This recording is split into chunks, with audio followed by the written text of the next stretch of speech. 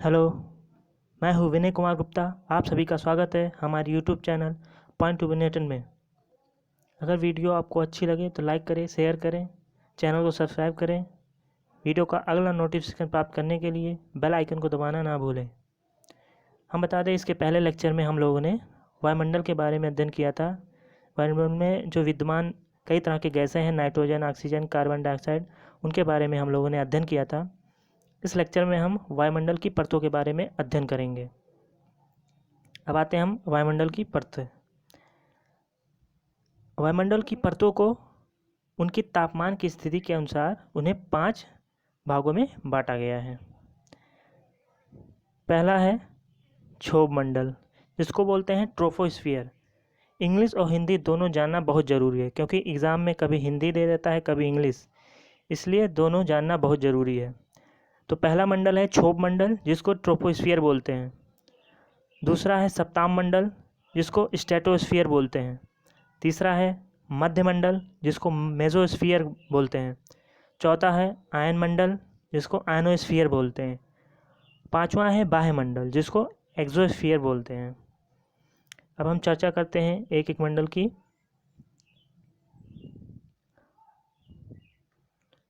अगर हम क्षोभ मंडल की बात करें तो क्षोभ मंडल जो है वो वायुमंडल की सबसे निचली परत है। वायुमंडल की सबसे निचली परत है क्षोभ मंडल।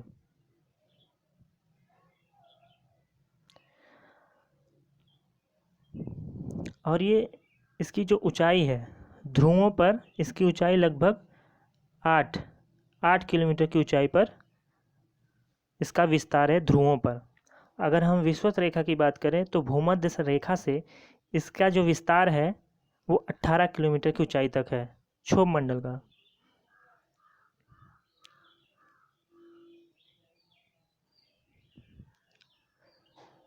इसकी औसत ऊंचाई जो है वो लगभग 13 किलोमीटर है।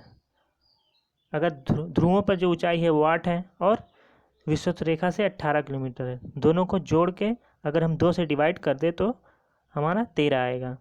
तो औसत ऊंचाई हो गई क्षोभ मंडल की 13 किलोमीटर। और जितने भी प्राकृतिक घटनाएं होती हैं, जितने भी वर्षा, ओला, तूफान, आंधी, सभी इसी मंडल में होते हैं। और इस मंडल का घनत्व सबसे ज़्यादा होता है, क्योंकि वायुमंडल में पाए जाने वाले जितने भी गैसें हैं उन सब गैसों में सबसे ज़्यादा घनत्व इसी मंडल में है। लगभग 70 से 80% गैसें जो है क्षोभ मंडल में ही पाई जाती हैं। यहाँ पे ग्रीन हाउस प्रभाव भी देखने को मिलता है। कार्बन डाइऑक्साइड गैस की वजह से ग्रीन हाउस प्रभाव बढ़ता है।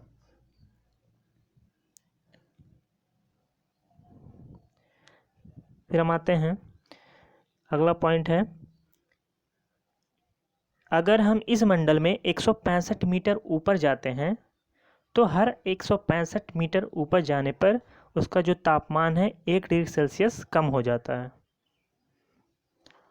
दूसरा पॉइंट है कि प्रत्येक 1 किलोमीटर की ऊंचाई पे तापमान जो है 6.5 डिग्री सेल्सियस घटता है। अगर हम इस मंडल में 1 किलोमीटर की ऊंचाई पे जाएं तो तापमान जो है 6.5 डिग्री सेल्सियस घटता रहता है।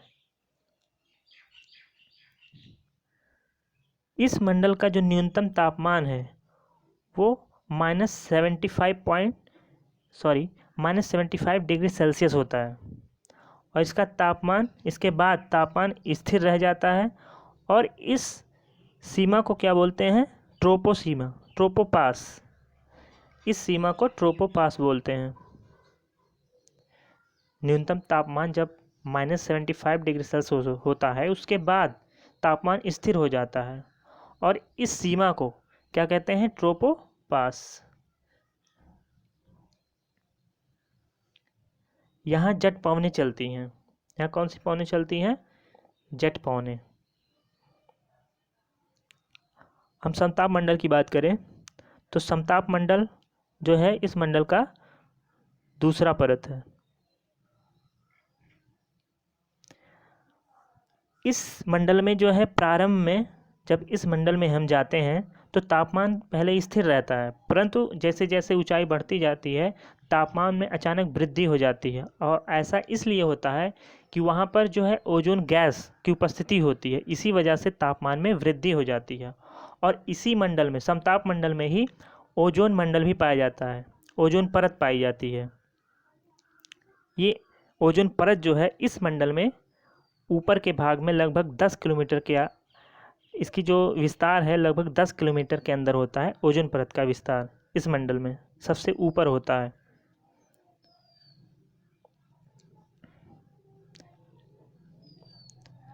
समताप मंडल ये लगभग 20 से 50 किलोमीटर के बीच, अगर हम पृथ्वी से 20 किलोमीटर जाएं, फिर 20 किलोमीटर से लेके 50 किलोमीटर के बीच जो विस्तार होता है 20 से 50 किलोमीटर, वही समताप मंडल होता है, स्ट्रेटोस्फीयर होता है। ओजोन लेयर इसी मंडल में पाया जाता है।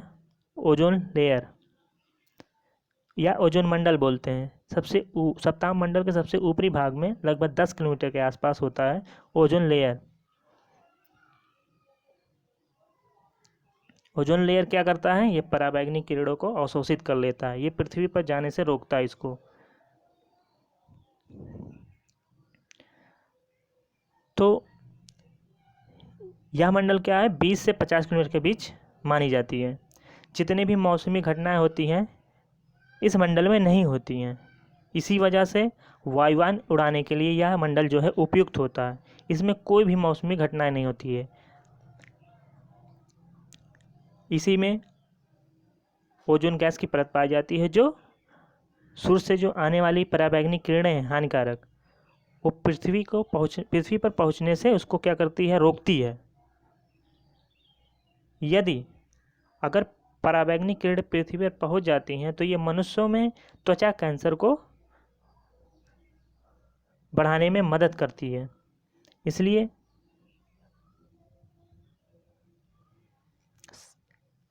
पराबैंगनी किरणों में, अगर हम बात करें पराबैंगनी किरणों में सबसे हानिकारक किरण कौन सी है, तो वो है अल्ट्रावायलेट ए किरण। ओजोन परत की मोटाई को हम डाप्सन यूनिट में मापते हैं। ओजोन परत की मोटाई बोले या ओजोन घनत्व बोले,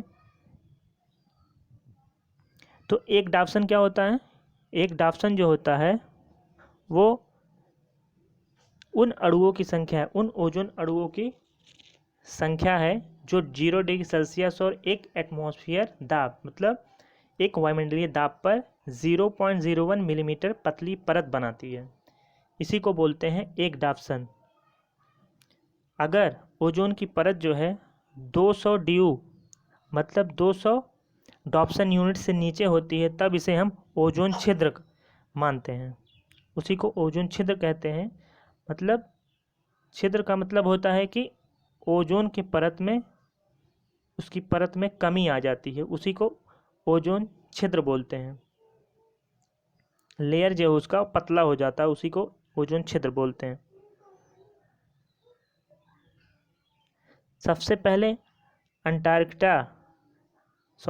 अंटार्कटिक क्षेत्र में 1985 ईस्वी में ओजोन छिद्र का पता लगा था। सबसे पहले कहाँ लगा था? आर्कटिक क्षेत्र में 1985 ईस्वी में। विश्व ओजोन दिवस कब मनाया जाता है? 16 सितंबर को। मोस्ट इम्पॉर्टेंट, इसको याद रखिए। विश्व ओजोन दिवस 16 सितंबर। अब हम आते हैं मध्यमंडल में। मध्यमंडल जो है वो तीसरी परत है। वायुमंडल की तीसरी परत कौन सी है? मध्यमंडल। इसका विस्तार क्या है? पृथ्वी से 50 किलोमीटर से लेके 80 किलोमीटर के बीच जो होता है वो मध्यमंडल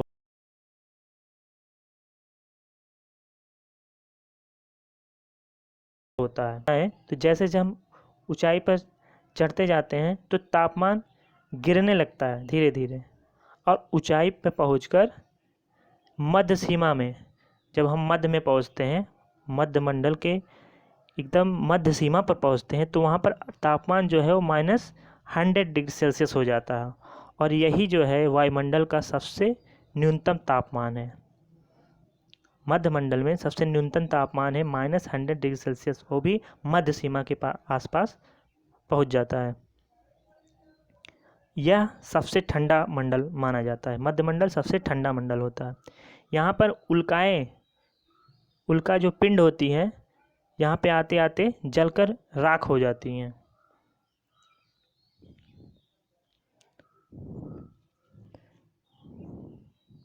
यह है मध्य मंडल, 80 किलोमीटर के बीच फैला हुआ है।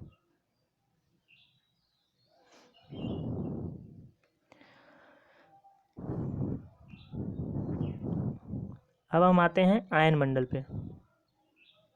आयन मंडल जो है वो वायुमंडल की चौथी परत है। चौथी क्या है? इसका विस्तार 80 से 640 किलोमीटर के बीच है। 80 से 640 किलोमीटर के बीच हमारा आयन मंडल फैला हुआ है। इसमें ऊंचाई के साथ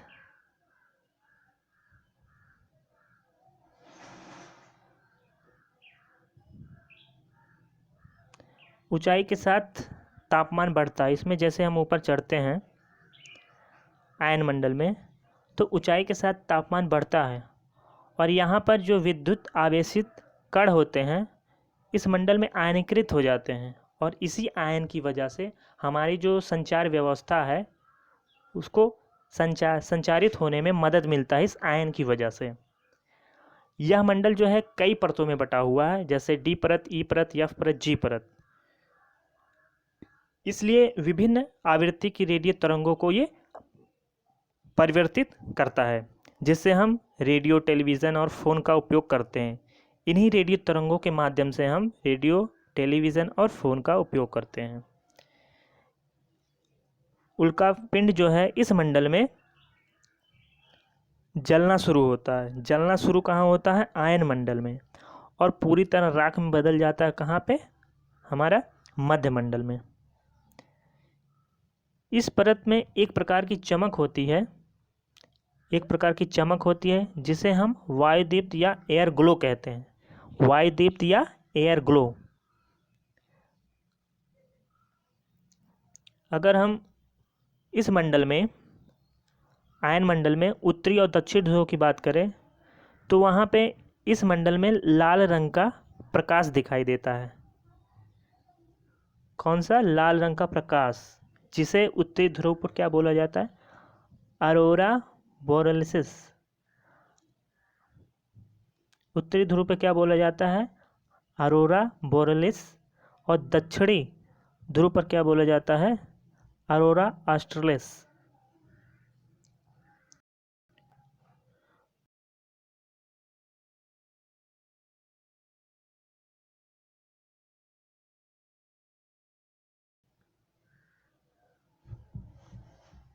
वायुमंडल जो है वो वायुमंडल का 5वां परत है, और यह वायुमंडल की सबसे ऊपरी परत है। इसका विस्तार कितना है? 640 से 1000 किलोमीटर के बीच जो है वायुमंडल का विस्तार माना जाता है। और इसमें जो है हाइड्रोजन और हीलियम की अधिकता होती है। हाइड्रोजन और हीलियम गैसों की अधिकता होती है, और इसमें विद्युत आवेशित कणों की प्रधानता भी होती है। इसमें वायु जो है अत्यधिक विरल होती है, मतलब वायु की मात्रा जो होती है बहुत कम होती है, और ये धीरे धीरे क्या होता है? अंतरिक्ष में विलीन हो जाता है। और इसी मंडल के बाद जो है हमारा अंतरिक्ष शुरू हो जाता है। क्या शुरू हो जाता है? अंतरिक्ष। धन्यवाद। वीडियो कैसी लगे कमेंट करें, लाइक करें, शेयर करें, चैनल को सब्सक्राइब करें। अगला नोटिफिकेशन प्राप्त करने के लिए बेल आइकन को दबाना ना भूलें। अब इसके बाद हम अगले लेक्चर में वायु प्रदूषण के बारे में चर्चा करेंगे। धन्यवाद।